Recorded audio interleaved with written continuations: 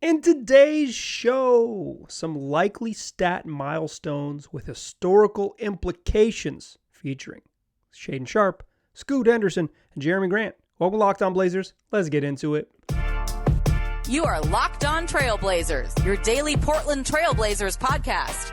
Part of the Locked On Podcast Network, your team every day.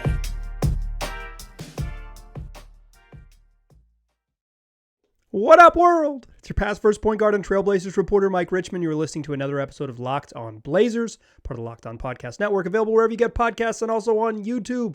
Thanks for making the show your first listen, coming at you Monday through Friday, each and every weekday. So make it part of your daily routine. Make it your first listen. It's Locked On Blazers, your team every day. In today's show, we have officially reached the true level of off-season content that you've been pining for. And instead of beating you over the head with more Damian Lillard trade stuff, we'll have to do it at some point soon. We're going to take a little break and talk about some statistical predictions that I think are pretty likely for three Blazers, fairly likely milestones for them to hit that would have real historical implications. That would be impressive historically, either for the team or across the league. I think these are, we talk Shaedon Sharpe, we talk Scoot Henderson, we're going to talk Jerami Grant, but I think truly this is going to be, these are some stat milestones, some sort of little just like, spots in the box score that guys can hit that would have larger sort of implications across the league. And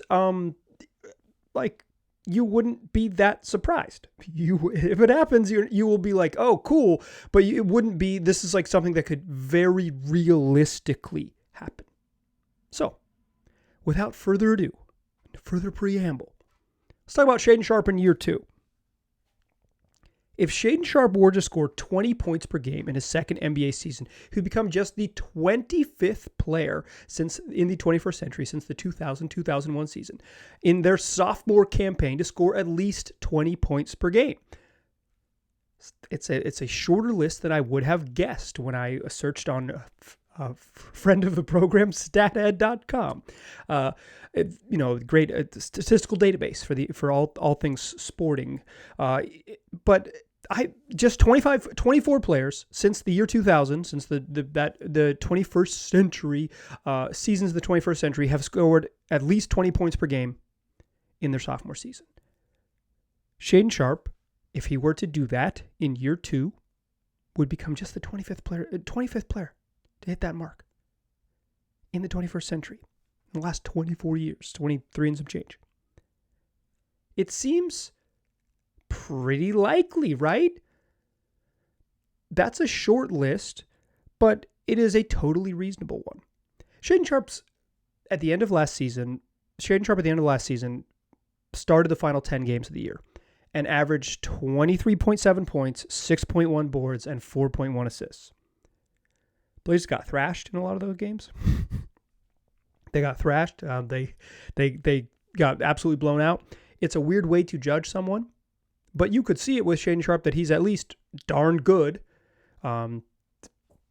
It's not it doesn't perfectly translate for a variety of reasons. One, it's like you're getting absolutely housed in some of these games, and it's just not a great way to judge emerging talent. Two, Shaedon Sharpe is just not going to have the ball that much in year two. At the end of those 10 games, all small sample size, even just like the number of games, period, but like the specific way it played out, he had a usage rate above 28. Stars are in like the 25 range. Usage is a number of possessions you finish either with a shot attempt or a turnover getting the free throw line, like whether you take a shot or turn the ball over, whether you end the possession, that's a possession you use. He had a usage rate above 28. Stars are like in the 25-ish range. Dame, crazy high usage, 33. Luka is up there in the 30s. But like those are guys who are like on the ball literally all of the time. He's not going to have a 28% usage rate, like regardless of what the roster looks like, because Scoot's going to have the ball. Anthony Simon's going to have the ball. If Damian Lillard is there, he's going to have the ball. He's going to play off it through, including those games for the entire season. Shaedon had it like an 18% usage, which is much more similar to a guy who like comes in and shoots a little bit. That's like a much more reasonable range. It's even it's sort of like right at the midpoint for his position, according to cleaningtheglass.com. It's a 51st percentile, so very very average for a wing in the league. So he's going to have the ball a little bit less. So I don't think he's going to average like 24, 6, and 4. But tell me that you think it would be wild if Shaedon Sharpe in year 2 got enough minutes, enough shots, and got enough improvement just because of his skills to average 20 points per game. Seems totally within the realm. It's a lofty number. Like 20 is a just sort of an arbitrary, nice round number that we often gravitate to for like, this guy could score. He could score 20 points per game. And I think some of that is like, it's naturally cherry picking. But I think Shea could absolutely do that. I think he could score, I think he might end up scoring like 17 and a half or something just because of the way the offense is going to work and stuff. But it wouldn't be, and Jerami Grant's going to soak up a bunch of the Blazers offense. Like he's going to shoot a ton. He's going to command a bunch of the offensive load. So there's going to be just less ball to go around in the way that Sharpe, when he started, literally never played a game with Jerami Grant. So it'll be different for him. But if Shaedon averaged 20 points per game, you wouldn't your jaw wouldn't hit the floor. Oh my, it'd be really fun and you'd enjoy it, but it wouldn't be like, holy crap, I didn't see this coming. You'd be like, yeah, I saw this coming. And yet, if you were to join that list, just the 25th second-year player to average 20 points per game since in the 21st century, 8 of those players have come in the scoring boom. Like, let's be clear, there's more points being scored in the league like post 2012, post like really like 2014, 15 when Steph Curry and the Warriors kind of changed the calculus a little bit, particularly following the 2015 title. But it was already heading that way by 2012, by 2013. Like it really was in that way.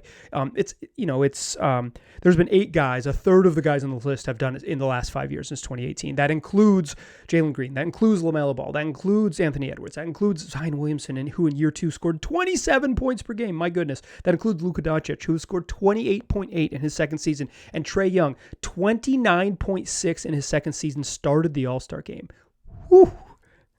That might be too lofty of a goal for Sharpe to average like 30 points per game and start the All-Star game. He's not going to have the Trae Young carte blanche role to do everything and run an offense. But if Shaedon Sharpe would average 19.9 and need if he has 28 in the final game of the season, he'll average 20 points per game. You would believe that he would go out and do it, and he would be on this short list. A totally achievable goal, a totally reasonable, albeit somewhat arbitrary number that would be a historic season. Only one Blazer in history has ever scored 20 points per game in their second season. It is, you guessed it, Damian Lillard. It is, in the 21st century. My list is only 21st century, but like nobody, LaMarcus didn't do it. B-Roy didn't do it. It was, you're looking at him, Damian Lillard. You're probably not looking at him. He might be on the wall somewhere behind me if you're watching on YouTube. But it is what I'm trying to do in this episode is relatively likely outcomes that would still be historic nonetheless. And Shaedon averaging 20 points per game in his year 2 would be a heck of a jump, but I think something you could totally believe and a relatively rare occurrence in the league. Okay, I got another one featuring Jerami Grant. Let's talk about that in the second segment. First, let me tell you about PrizePicks. It's daily fantasy made easy. I play PrizePicks on the app, but you can also go to PrizePicks.com and get after it that way if you choose. How it works is you pick between 4 and 6 players on every entry, and you're just picking above or below the lines set by PrizePicks. So it's all types of stats from every sport you could possibly think of. So in the summertime, it's the WNBA, it's MLB, it's golf tournaments when they happen, tennis when they happen, and you can pick across sports. For me, I play basketball in season. I pretty much only play the NBA in season, but points, rebounds, assists, things like that, over, under the projections. It's just you versus those projections. You get them right, you win some money. No sharks, no field, no nothing. Just you versus the lines set by PrizePicks. So if you're a first-time user, go take advantage by signing up and using the promo code LOCKEDON, whether you do it on the app, whether you do it on PrizePicks.com. You get a 100% deposit match up to $100. That means if on your first deposit you put in $100, they will match you $100. You put in $50, they're going to match you $50. So don't wait. Go take advantage today, and make sure when you do, you use that promo code LOCKEDON. All right. Let's talk a relatively likely but historic number that could happen. And I'm talking Jerami Grant going big in year 2. Jerami Grant last season, didn't really play after the All-Star break because the Blazers season was strange. And at the beginning of the year was just an absolute beast. But he finished his first Blazers season averaging 20.5 points per game across 63 games. He became just the 8th forward, true forward, like the guy who played exclusively forward and wasn't like a 2 and who could play up like, say, Clyde Drexler, but exclusively forward and not quite a center, although if you want to throw Michael Thompson on this list, you could say bigs, to average at least 20 points per game. 8 guys have done it. But if Jerami Grant were to have a second consecutive season hitting that 20-point per game mark, something he did last year, and he's going to have a bigger slice of the pie in year 2, he would become one of just 7 players to have consecutive 20-point per game seasons. One of just 5 players to have forwards to have consecutive 20-point seasons for the Blazers. LaMarcus Aldridge did it 5 times. Kiki Vandeweghe did it 4 straight times. Sidney Wicks did it 4 straight times to begin his career. Sidney Wicks was a monster, albeit, I guess, hard to get along with, but darn good at basketball. 4 straight 20 points per game, 20 point per game scoring seasons to begin your career, including Rookie of the Year. Shout out Sidney Wicks. And Uncle Cliffy, 3 straight times. Zach Randolph did it twice, but not consecutive years. Calvin Nat did it twice, but one of them was when he got traded to the Blazers and only played a part of 25 games of the season in the 79-80 season. Maurice Lucas did it twice, but not in back-to-back seasons. He did it in 76-77 in the championship year, and then he did it the year after when Walton was hurt in 78-79. It is a short list of just big guys, forwards. Michael Thompson had 1 20-point per game season for the Blazers. It's a short list of just big guys in franchise history who have had a 20-point, like scored 20 in a season. It's relatively rare, and the best players on the best players in franchise history, Drexler, Lillard, B-Roy, Terry Porter, have been smaller, right? And Walton wasn't a scorer like that. So it has typically, they've had it over the years, and when they've had it, it's like LaMarcus 5 straight years of it. But just 4 players, 4 bigs in franchise history have scored at least 20 points per game in consecutive seasons. I think Jerami Grant, if he's healthy and qualifies, is easily going to hit that 20-point per game mark. Dude's going to get more shots. He's going to get more share of the offense. They're going to run more stuff that features Jerami Grant as the guy. I think they're going to run, it's like he's the oldest and probably like pretty clearly the best player on the team and also getting paid a bunch of money like to be this dude, right? I hope the offense, Jerami Grant doesn't exactly fit the sort of Chauncey Billups ideal because he's not much of a playmaker. He's like an ISO scorer. So hopefully they can find a way to make him really good without it kind of killing the aesthetic of the offense a little bit. But I think he is, like, I wouldn't put it in Sharpie, but I would put it in nice pencil. Like if you got a nice pencil, something that like, you would have to work hard to erase. You might have to get a big eraser, like an off pencil eraser. You know what I'm talking about? To go erase it, you'd have to go to your art supply cabinet and say, is the nice eraser in here? Because I wrote this Jerami Grant consecutive 20-point game season with the nice eraser. Dang it. You get the nice eraser to erase it, but this would put him on a short list of some, like 2 of the best scoring big man seasons that the Blazers have had. This seems pretty darn likely and also like straight up historic. Just the 5th big man in franchise history to have consecutive 20-point game seasons. This is free for Blazers PR. If y'all are listening or someone sends this to you, you can have this one for free. I will give this one away for free. Just you look up the criteria I just explained on StatHead. You'll figure it out.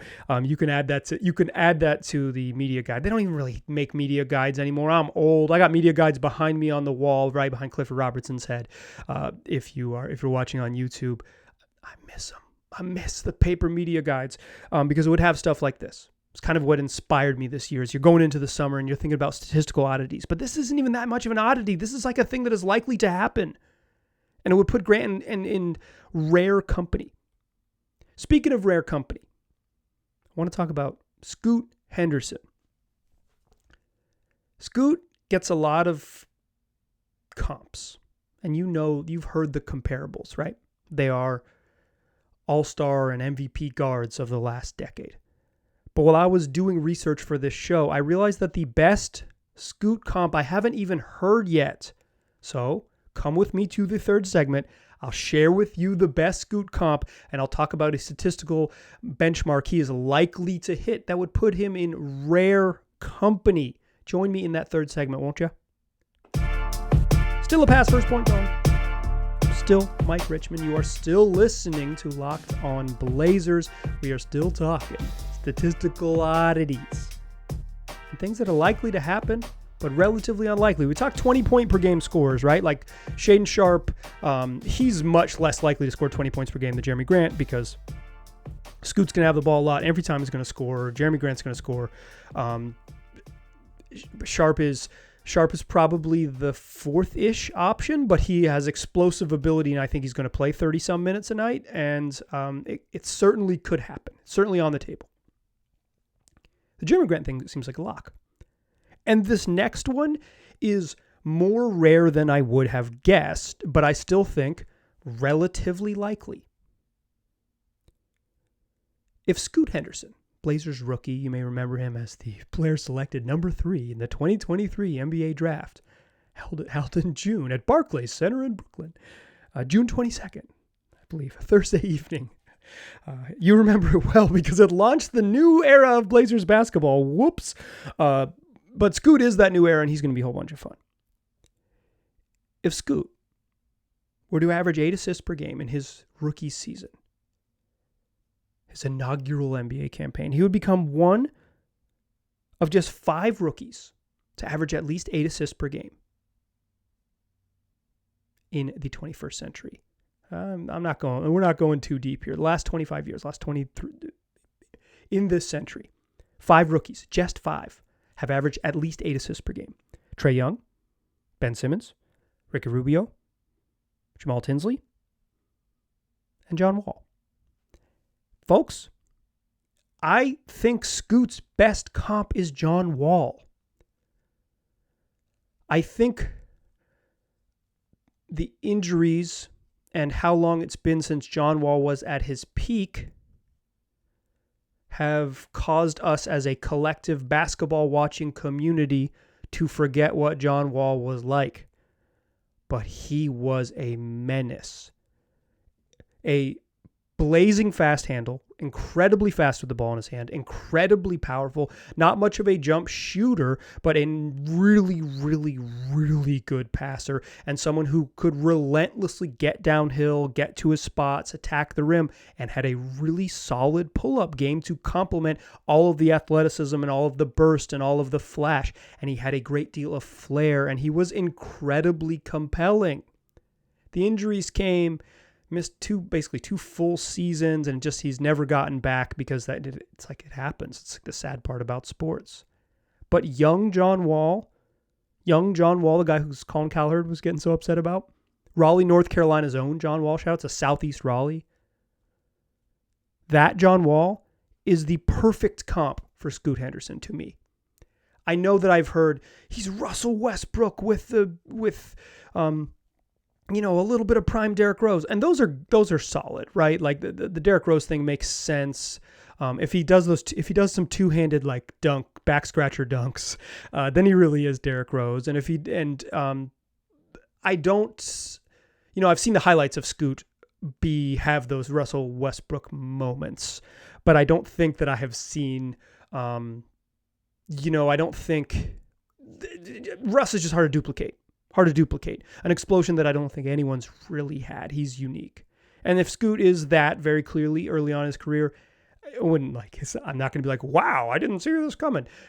It would make sense to me. I just think that might be like that's a level of athleticism that like one dude has, and his name's Russell. John Wall was a wild athlete. Just number 1 overall pick, wild athlete. Scoot is that, but it's the burst to get to your spots. It's the burst to pull up, stop, and dime someone up because you got great court vision. The young John Wall is the perfect comp for Scoot. John Wall, among those 5 rookies since the year 2000 who have averaged at least 8 assists per game. Nobody averaged more than John Wall's 8.3. I think Scoot Henderson could average 8.3 assists per game next year. Gets the ball in his hands. They run a little more up-tempo. He plays with shooters around him. Anthony Simons, Shaedon Sharpe, Jerami Grant. Depending on who's his pick-and-roll partner, whether it's Jusuf Nurkic or someone else, eventually they're going to add another center, so we won't just have to talk about maybe Jusuf Nurkic. We'll be able to talk about either for sure Nurk or and someone else playing center. They currently don't have that player, but whoever's pick and roll partner is, Jerami Grant improving as a pick and roll player. That's a thing we'll talk about later in the summer. Huge for the Blazers as a screener. Jerami Grant screening in pick and rolls would do wonders for what they do. He was not good at it last year, and they just stopped using him in that manner. He was a spacer, not a screener. Also, Nurk, great screener. Why would you move him out of the way?